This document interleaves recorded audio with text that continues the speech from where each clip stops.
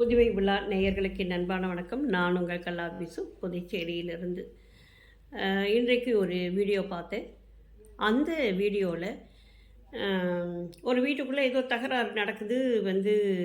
யாரையோ அடிச்சுக்கிறாங்க. ஒரு அம்மா ஒரு வயசானவங்க முடியை பிடிச்சி இழுத்துட்டு போய் தள்ளி விடுது. இது என்ன சூழல் அப்படின்னு சொல்லிட்டு பார்க்க போனோம்னாக்கா, ஒரு வீட்டில் ஒரு அம்மா இருக்கிறாங்க. மகனும் மருமகளும் அந்த வீட்டில் இருக்கிறாங்க. அப்பா இல்லை, இறந்துட்டார். இந்த ஒரு சொத்து இருக்குது. அந்த சொத்தை மருமக என்ன நினைக்குதுன்னா, பேரில் எழுதிக்கிட்டு மாமியாரை முதியோர் இல்லத்துக்கு அனுப்பிடணும் அப்படின்ற ஒரு திட்டத்தோடு அந்த பொண்ணு அடிக்கடி அதை பற்றி சொல்லிகிட்ருக்கு. ஆனால் பிள்ளை அதுக்கு சம்மதிக்கலை. இல்லை, முடியாது, எங்கள் அம்மாவை நான் இங்கே தான் வச்சுப்பேன் அப்படின்னு சொல்லிவிட்டு அந்த ஆர்கியூமெண்ட் ரொம்ப நாளாக போய்கிட்டுருக்கு. அப்போது அன்னைக்கும் ஏதோ ஒரு பிரச்சனையில் மாமியாரை இந்த பொண்ணு கண்ணா பண்ணான்னு திட்டும்போது புருஷன் இப்படிலாம் திட்டாத எங்கள் அம்மாவை அப்படின்னு சொல்லிட்டு அவங்க எங்கேயும் போக மாட்டாங்க, இங்கே தான் இருப்பாங்க அப்படின்னு சொல்லிட்டு அந்த பிள்ளை சொன்ன உடனே இந்த பொண்ணு அவங்க அப்பாவுக்கும் தம்பிக்கும் ஃபோன் அடிக்குது. ஃபோன் அடித்தோடனே அவங்க அங்கேருந்து வராங்க. அவங்களாவது ஒரு பெரியவராக தெரிகிறாரு. அவர் நல்லா ஒரு டீசெண்டான ஆளாகவும் தெரிகிறாரு. அவராவது பொண்ணுக்கு புத்திமதி சொல்ல மாட்டார். என்னம்மா இப்படி செய்கிற, அவங்க ஒருத்தவங்க வயசானவங்க, அவங்களோட பிள்ளை தானே இவர், அது மட்டும் இல்லாமல் இந்த சொத்து உனக்கு தானே, நாளைக்கு உனக்கு தானே வரப்போகுது, அவங்க இருக்கிற வரைக்கும் அவங்கள சந்தோஷமாக வச்சுக்கமான்னு சொல்லலை. அவர் மாப்பிள்ளையே அடிக்கிறாரு. அடித்து இது பண்ணவும் அதாவது அவரும் அவங்க பையனும் சேர்ந்து மாப்பிள்ளையை அடிக்கிறாங்க. அடிக்கும்போது இந்த அம்மா போய் தடுக்கிறாங்க. இவ்வளோ அடிக்காதீங்கன்னு சொல்லிட்டு போய் தடுக்கிறாங்க. தடுக்கும்போது என்ன ஆகுதுனாக்கா, இந்த பொண்ணு போயிட்டு மாமியாரோடைய அந்த முடியை பிடிச்சி இழுத்து கொண்டு போய் தள்ளுது. அவங்க மாடிப்படிக்கிட்ட போய் அப்படியே விழறாங்க. விழுந்தோடனே இந்த மாதிரி பெரிய பிரச்சனையாகிடுது. அதுக்கப்புறம் இந்த ஃபுட்டேஜெலாம் எடுத்து வீட்டில் இருக்கிறத கூட அந்த அம்மாவுக்கு தெரியலையோ என்னவோ தெரியல, எடுத்து போலீஸ் ஸ்டேஷனில் கம்ப்ளைண்ட் பண்ணுறாரு அவர். இப்போ அந்த மருமகளோட அப்பா, மருமகளோட தம்பி எல்லாம் இப்போது கம்பின்றாங்க. இது என்ன இப்போ குடும்பங்கள் ஏன் இப்படி சிதைஞ்சு போய் இருக்குது? சொத்தும் பணமும் இதுதான் முக்கியமா அப்படிங்கிறதெல்லாம் தெரியல. கூட பிறந்த அக்கா தங்கச்சிங்களுக்கு கொடுக்கக்கூடாது அப்படின்னு சொல்லிட்டு எல்லா சொத்தையும் நானே வச்சுக்கணும் அப்படின்னு நினச்சி வச்சுக்கிற அண்ணன் தம்பிங்கெல்லாம் இருக்கிறாங்க. இவங்களெல்லாம் என்ன செய்யலாம்?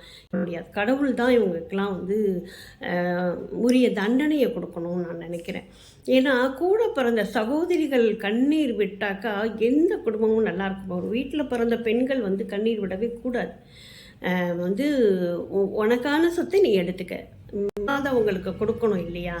எந்தவித பாகுபாடும் இல்லாமல் இன்றைக்கி சொத்து சரிசமமாக பிரிக்கப்படணும்னு ஒரு சட்டமே இருக்குது. ஆனாலும் கூட அந்த பெண் பிள்ளைகள் அப்படி கேட்கறது கிடையாது. சரி, நீ பெரும் பகுதியை நீ எடுத்துக்க, கொஞ்சமாவது எங்களுக்கு கொடு அப்படின்னு தான் சொல்கிறாங்க. உனக்கு கல்யாணம் பண்ணி வச்சேன், உனக்கு நகை போட்டேன் அப்படின்னா அதையெல்லாம் கழிச்சிட்டு இருக்கிறது கொஞ்சமாவது கொடு. இப்படி பல விஷயங்கள் இன்றைக்கி நடந்துக்கிட்டே இருக்குங்க. பெரும்பாலான வீடுகள், எல்லா வீட்லேயும் இன்றைக்கி கேமரா வைக்கணும் அப்படின்ற மாதிரி ஒரு சட்டம் கொண்டு வரணும்னு நான் நினைக்கிறேன். ஒரு பெண் இதை மாதிரி வலிமையானவளாக இருந்தாக்கா அந்த வீட்டில் அந்த ஆண் நிச்சயமாக ஒரு கேமரா வைக்கணும். அல்லது ஆண் வலிமையானவனாக்கா அந்த பொண்ணு வச்சிடணும். இப்படி வச்சுட்டு கொண்டு போய் இந்த மாதிரியான விஷயங்களை காவல்துறைக்கு கொண்டுட்டு போகிறது தான் நல்லதுன்னு நான் நினைக்கிறேன். ஏன்னா அந்த வன்முறைகள், அடிதடி இதெல்லாம் அந்த வீட்டுக்குள்ளேயே முடங்கி போயிடுது. ஒரு வயசானவங்க எவ்வளவு அடியை தாங்குவாங்க, எவ்வளவு மன போராட்டம் இருக்கும் அவங்களுக்கு.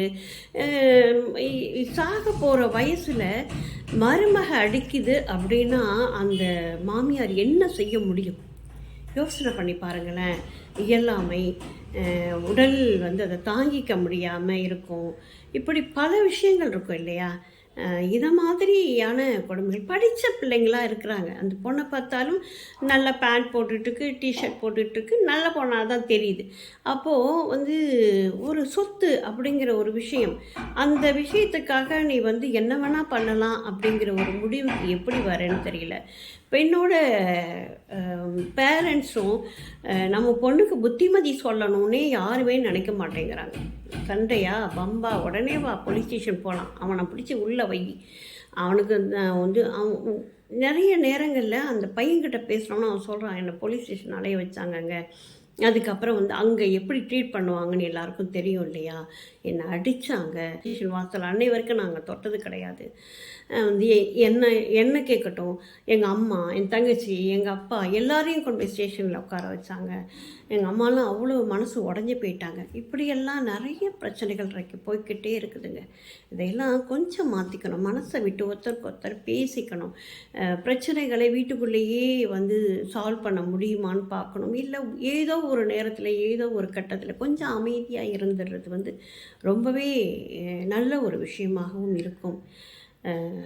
சில நேரங்களில் சில மனிதர்கள் தங்களுடைய குணத்தையே மாற்றிக்கொண்டு விடுகிறார்கள் அப்படிங்கிறது வந்து ஒரு கேள்விக்குறியான ஒரு விஷயம்தான்.